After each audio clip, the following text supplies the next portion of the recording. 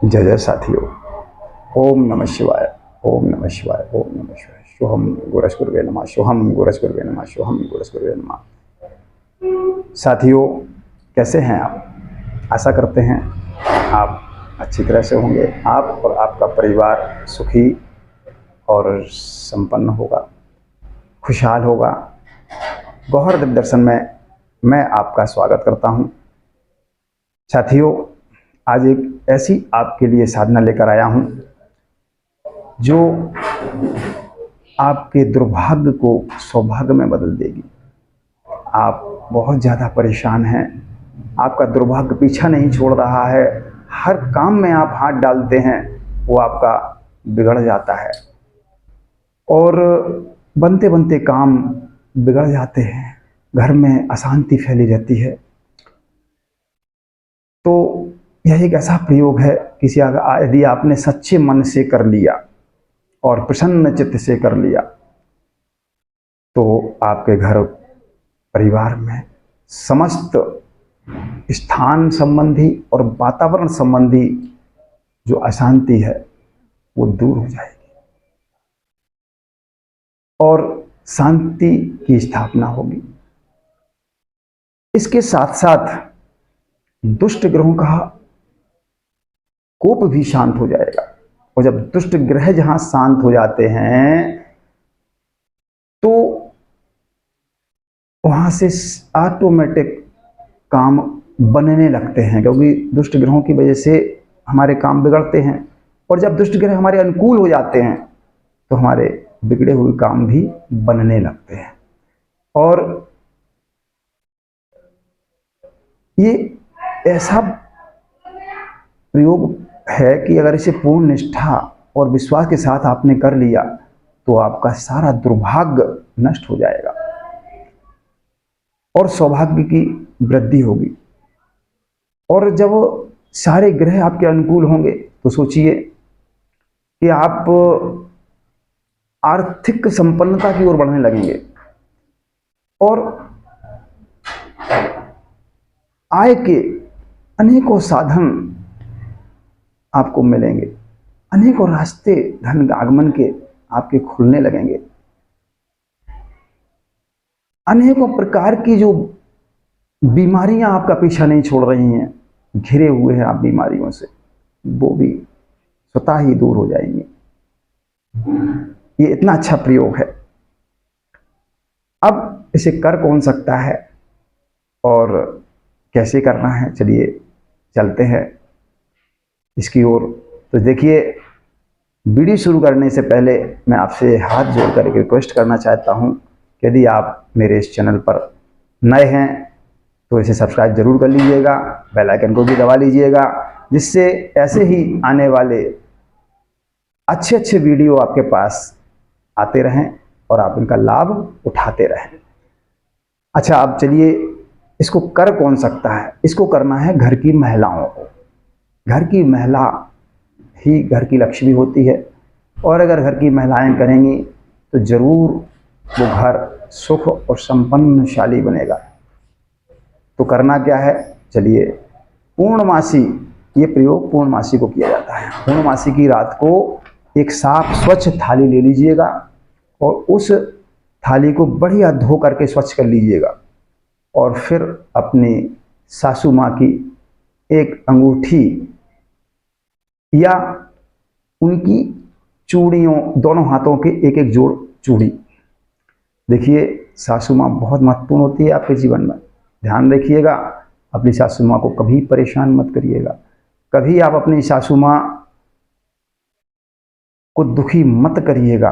विश्वास मानिए, केवल अपनी सासू माँ को सुखी रखने से ही आप सुखमय हो जाएंगे, ये मेरा दावा है। प्रैक्टिकली प्रयोग है, मैंने कई महिलाओं को ये बताया है और वो लाभान्वित हुई हैं, क्योंकि जिसने अपनी सासू माँ की सेवा कर ली, सासू माँ को प्रसन्न कर लिया, वो तो वैसे ही सुखी हो जाएगा, उसके दुख वैसे ही दूर हो जाएंगे, रोग दोष पास भी नहीं फटक पाएगा। चलिए अपनी साधना पर आते हैं। तो क्या करना है आपको, उनकी एक अंगूठी या चूड़ियों के जोड़ ले लेना है और उनको क्या करना है, सबसे पहले उस थाली में पानी भर के, उस थाली में पानी भर के उस पानी को अपनी छत पर रखना है, जहां चंद्रमा की पूर्ण रोशनी उस पर पड़ रही हो। केवल 10 मिनट के लिए, 10 मिनट के लिए वहां रख दीजिए। 10 मिनट के बाद उसको उठाकर ले आइए और उसे एक प्याले में पानी को निकाल लीजिएगा। और फिर जो वो आपने अपनी सासू माँ की अंगूठी या चूड़ियाँ ली हैं, उनको उस थाली में रख करके और उसी पानी से आप उन्हें धोइएगा। प्रेम पूर्वक मन की अपनी आस्था के साथ मन लगा करके उसे धोइएगा। ऐसे नहीं कि हम कोई चीज़ को धो रहे हैं, ऐसे धोइएगा कि हम समृद्धि को, अपने सौभाग्य को, अपने दुर्भाग्य को धो करके साफ कर रहे हैं और सौभाग्य को ला रहे। इस भावना के साथ हृदय से उसे धोइएगा अच्छी तरह से। धोने के बाद एक स्वच्छ साफ कपड़े से पोंछ लीजिएगा और साफ कपड़े से पोंछने के बाद उनको एक उसी थाली में रख लीजिएगा और उस थाली को एक लकड़ी के बाजोट पर रखिएगा और आपका मुंह पूरब दिशा की ओर या उत्तर दिशा की ओर करिएगा और उस थाली को उस पर बाजोट पर लाल कपड़ा बिछा करके स्थापित कर दीजिएगा और एक शुद्ध घी का दीपक जलाइएगा। शुद्ध घी का दीपक जला करके उस पूजा करिएगा। अच्छा, पूजा में क्या लेना है? देखिए, धूप दीप नैवेद्य इत्यादि सामान, रोली कुमकुम अक्षत चावल, जो भी है पंचोपचार या जो भी आप जानते हैं साधारण पूजा आप सामग्री रख लीजिएगा और उनकी बढ़िया कुमकुम अक्षत रोली और नैवेद्य में क्या रखना है? हाँ देखिए, नैवेद्य में गूंझा आप जानते हैं, गूंझा होता है, कहीं गूंझा बोलते हैं, गूंझा, तो गूंझा रखिएगा और नीम की कोमल पत्तियां रख लीजिएगा और मसूर की दाल रख लीजिएगा और कोई खुशबू वाला चमेली या गुलाब का फूल रख लीजिएगा। ये चीजें रख करके इनसे उनका पूजन करिएगा।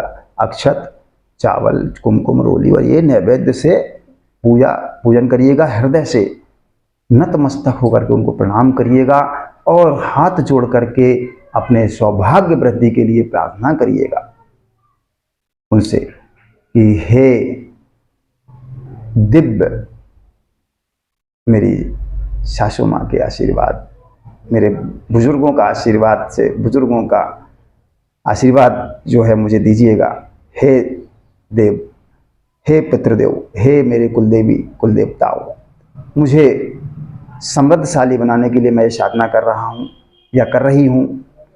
मैं समृद्धशाली हूँ और मेरा दुर्भाग्य नष्ट हो जाए, मैं इसके लिए यह साधना 7 दिन की कर रही हूँ, कृपया इसमें सफलता प्रदान करें। ऐसी प्रार्थना बोलिएगा और साधना करने से, शुरुआत करने से पहले एक संकल्प जल में लेकर के ऐसे ही संकल्प करके अपना नाम गोत्र के साथ छोड़ दीजिएगा जमीन पर और ये पूजन करिएगा। ऐसा पूजन करने के बाद आप वहाँ से उठ जाइए और भोग प्रसाद जो है वो कहीं पेड़ के नीचे आप उसे रखाइएगा। ठीक है, ऐसा आपको करना है। आपने जो स्थापना उस अंगूठी की या चूड़ियों की वो ऐसे ही रहने देना है। वो केवल पहले दिन ही करना है, वो धोना है, वो पहले दिन धोना है, बाकी फिर 7 दिन नहीं धोना है, उनको वैसे ही रखना है। बस दिन क्या करना है, एक शुद्ध घी का दीपक जलाना है। यही जो भोग है गूंजे का और थोड़ी कोमल नीम की पत्तियां और मसूर की दाल और कोई फूल, खुशी या गुलाब का फूल रख करके उनका पूजन वैसे ही करें आप और वे प्रार्थना करें, अपने सौभाग्य के लिए प्रार्थना करें। और बस यही 10-15 मिनट का पूजन है ये। बस रोजाना 10 मिनट 15 मिनट ये काम करने के बाद आपका काम खत्म, आप देखेंगे। और 8वें दिन आपको क्या करना है, एक छोटी सी कन्या को 3 मिल जाए या 5 हो जाए, जितनी आपकी क्षमता हो आप कर सकते हैं, उनको खिला सकते हैं। तो उनको भोजन कराइएगा और उनको एक सफ़ेद फूल के साथ कुछ दक्षिणा दीजिएगा। सफ़ेद फूल के साथ दक्षिणा जरूर देना है आपको, सफ़ेद फूल देना है और दक्षिणा देना है। तो उनके साथ भोजन करा के प्रेम पूर्वक उनको जो भी बन पड़े आपको, अगर वस्त्र बन पड़े तो वस्त्र, नहीं तो कुछ फल वगैरह दे करके और एक पुष्प दे करके और कुछ दक्षिणा दे करके उनको विदा करिएगा। चरण छू करके उनके चरणों को अपने मस्तक पर लगा करके और उनके चरणों का चरणामृत ले करके उसको ग्रहण करके उनको आप विदा करें कन्या को देवी रूप में। तो आप देखेंगे कि 8वें दिन ही आपको जो बहुत समय से रुका हुआ आपका काम है वो आपका हो जाएगा। कोई यह शुभ सूचना आपको जरूर मिलेगी। आप चमत्कार देखना, या आपने अगर 7 दिन नियम पूर्वक ये काम कर लिया तो 8वें दिन जरूर आपको कोई शुभ सूचना मिलेगी। आपका कोई बहुत बड़ा रुका हुआ काम बनेगा या कोई बहुत बड़े रुके हुए काम की सूचना आपको आ जाएगी। देखना आप इसका चमत्कार, ये बहुत चमत्कारी प्रयोग है। इसमें कई बहनें लाभान्वित हो चुकी हैं अभी तक, और आप करेंगे तो आप भी लाभान्वित होंगे, ये मेरा पूर्ण विश्वास है। बशर्ते बस करना ये है कि आपको आस्था और विश्वास के साथ इसे करना है। देखिएगा आप इससे लाभान्वित होंगी और